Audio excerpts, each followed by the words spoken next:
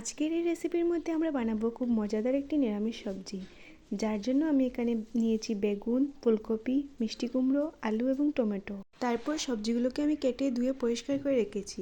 তারপর কড়াইয়ে কিছুটা তেল বসিয়ে তেলের মধ্যে আমি দিয়ে দেব ফুলকপি, আলু এবং মিষ্টি কুমড়ো। বেগুন বাদে আমি সব সবজি এখানে দিয়ে দেব।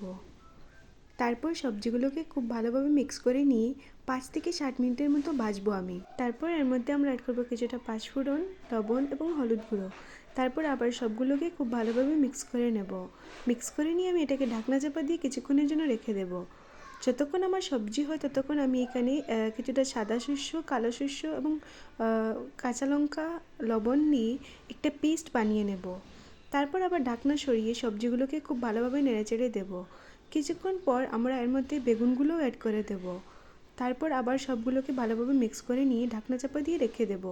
তারপর আমরা আবার ঢাকনা সরিয়ে এটাকে নেড়েচেড়ে দিয়ে যে পেস্টটা আমরা বানিয়েছিলাম সেই পেস্টটা এখানে অ্যাড করে দেব। আবার সব কিছুকে খুব ভালোভাবে মিক্স করব। তারপর এর মধ্যে অ্যাড করব লঙ্কা গুঁড়ো এবং চিনি। অ্যাড করে নিয়ে এটাকে খুব ভালোভাবে আমরা মিক্স করে নেব।